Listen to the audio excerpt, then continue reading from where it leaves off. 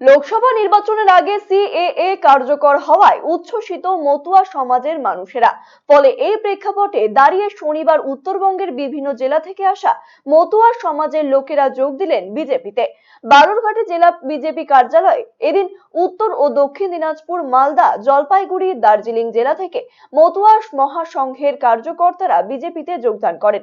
তাদের হাতে দলের পতাকা তুলে দেন বিজেপির রাজ্য সভাপতি সুকান্ত মজুমদার। লোকসভা ভোটের আগে উত্তরবঙ্গে দলের সংগঠন আরো শক্তিশালী হলো বলে মনে করেছে বিজেপি নেতৃত্ব। মহাসংঘে যে অংশটা এতদিন পর্যন্ত মমতা বেলা ঠাকুর অর্থাৎ তৃণমূল কংগ্রেসের রাজ্যসভার এমপির সাথে ছিলেন, উত্তরবঙ্গের সমস্ত নেতৃত্ব তারা আজকে ভারতীয় জনতা পার্টির সাথে যুক্ত হলেন।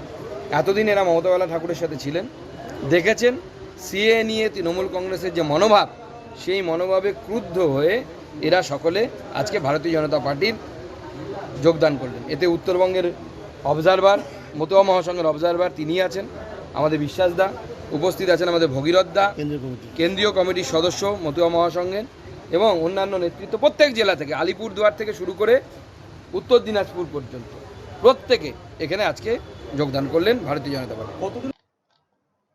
আগামী দিনে আরো মানুষজনকে গেরুয়া শিবিরে যোগদান করানো হবে বলে জানান মতুয়া মহাসংঘের উত্তরবঙ্গ জোনের পর্যবেক্ষক প্রশান্ত বিশ্বাস।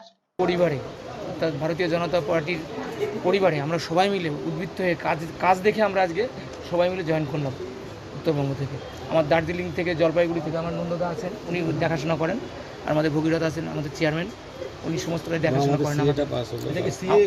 সিএ ওই জন্যই আমরা যোগদান করলাম যে সিএটা আমরা দীর্ঘদিনের একটা দাবি ছিল, সেই দাবিটা আমাদের আজকে পূরণ হয়েছে।